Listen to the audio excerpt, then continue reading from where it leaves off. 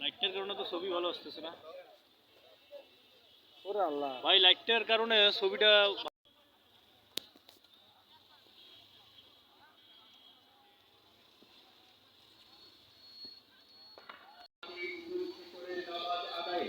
সুব্যবস্থা করা হয়েছে।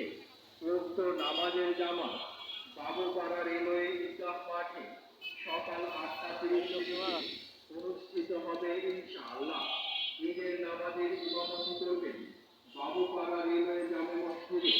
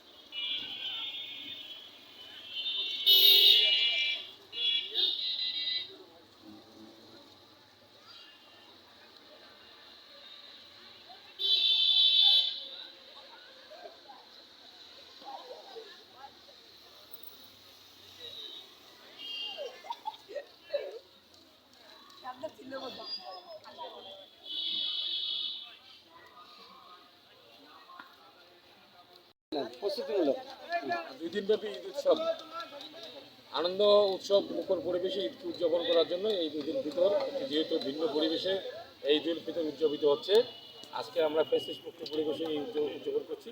তাই আমরা এই আনন্দকে ভাগাভাগি করে নেওয়ার জন্য ঈদের দিন এবং ঈদের পরের দিন এই কনসার্টের মাধ্যমে আমরা এই উৎসবকে পরিপূর্ণভাবে উপভোগ করতে চাই। সেগুলোর জন্য আজকে এই প্রস্তুতিমূলক কর্মকাণ্ড চলছে এবং বিভিন্ন প্রকার ইভেন্টের কাজ চলছে। সেটা আগামীকালের মধ্যে সমস্ত কাজ শেষ হয়ে যাবে। আমরা জানি যে এখানে সুনামধন্য শিল্পীরা আসবে, কারা কারা আসবে?